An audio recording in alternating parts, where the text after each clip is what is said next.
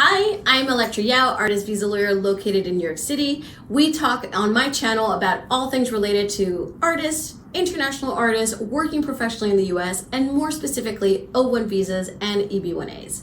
So today I want to talk about something that is very, very curious to a lot of different clients.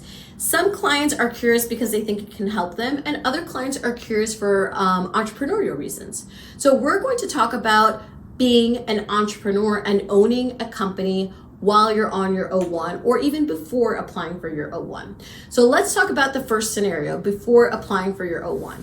So let's say, for example, you are an international student in the US working during your OPT, and you want to really maximize your opportunities for the O-1. Like, you want to give yourself the best possibility of success.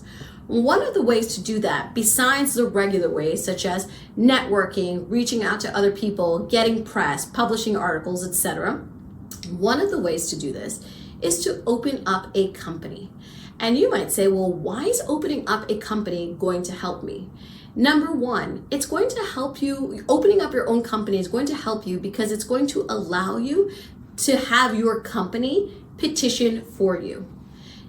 Now, that is a really important technical aspect of the O-1, because if your company is petitioning for you as your employer, then you don't need to seek out additional work.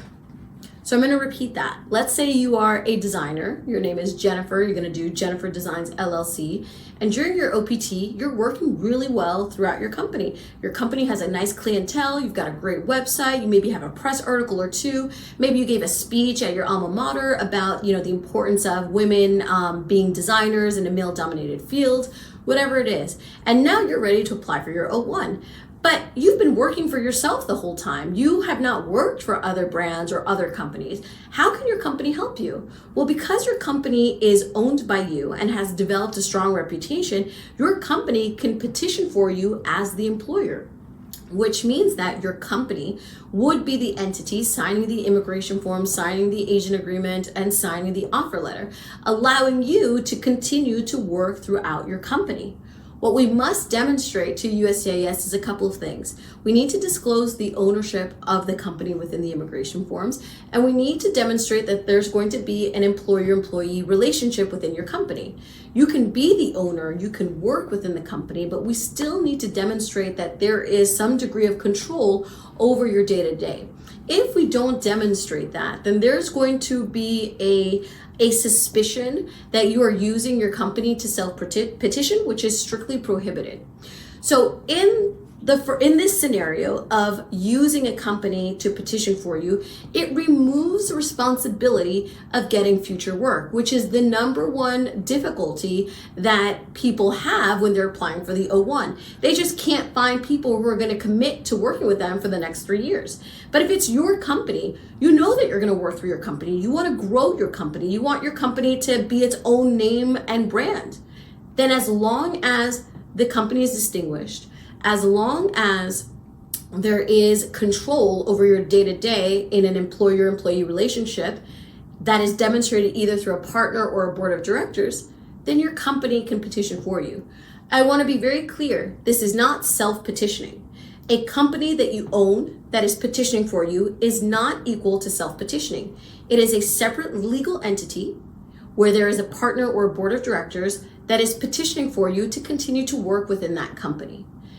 I understand that sometimes there can be a fine line because you're the owner and you're working in it and it has your name, but that fine line should not be blurred.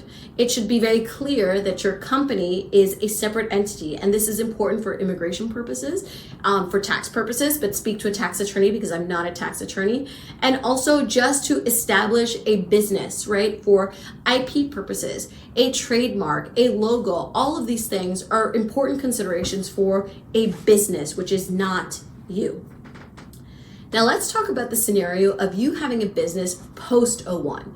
So a lot of the times people will have not created a business during their OPT, have not put in that entrepreneurial work and spirit during their OPT, and then they apply for the O-1 and they get approved for the O-1, and they're wondering like, hey, I'm approved. Can I create a business? Can I operate a business? Can I own a business? And the answer is yes, yes, yes, yes, yes. Absolutely. There's no limitation on the type of work that you can do other than staying within your field of endeavor and staying within your professional title. So sometimes, and it's also very clear amongst immigration attorneys, if you're a marketing specialist and then you decide to open up your own marketing company, yeah, you're going to be a CEO, but because you're going to be working on clients, you're still going to be a marketing specialist. So there's no real blurred lines of you becoming a CEO unless you abandon the day-to-day of working as a marketing specialist, which you shouldn't because it would be a violation of your O-1. But once you're approved, if you want to incorporate an LLC, you can absolutely do so. And I would strongly recommend that while you're working on your company, that you continue to work on your other projects, but that you really take seriously the business development of your company. And this includes making sure that the reputation of your company rises to the O-1 legal standard, so then you could then utilize your company to petition for you. And your company can also petition for others. But this is going to depend on the reputation of the company and the employer-employee relationship that needs to be present in the existence of you working within the company. So this is also very nuanced. I gave you two scenarios of having a company prior to having the O-1 and post having the O-1. Prior to having the O-1, your company is working for you and is petitioning for you. Post having the O-1, you are working within your company so that you can develop that company so that it rises to the O-1 legal standard to then petition for you for your extension. So a company can absolutely help you. And I would also always think about opening up a shelf company. So if you're not sure about whether or not you want to be an entrepreneur, there's no harm in opening up a company anyway, right? No harm in opening up that company, trademarking the name of that company, and trademarking the logo of the company, even if it's going to sit on a shelf for a couple of years. But these are considerations that I don't think are self-evident. I think that you need to graduate and then get your feet wet working a little bit, because not everybody wants to be an entrepreneur. Not everybody is made to be an entrepreneur, and that's okay. It is not a requirement at all for the O-1. It is a possibility for those that have that entrepreneurial spirit. This possibility does not exist for other visa types. So again, it's just a very special visa that allows you a lot of professional freedom to do a bunch of different things, including being an entrepreneur in your artistic discipline.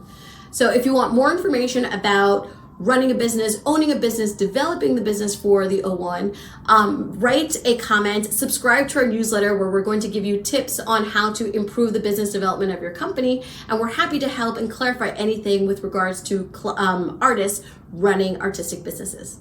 Thank you so much for watching.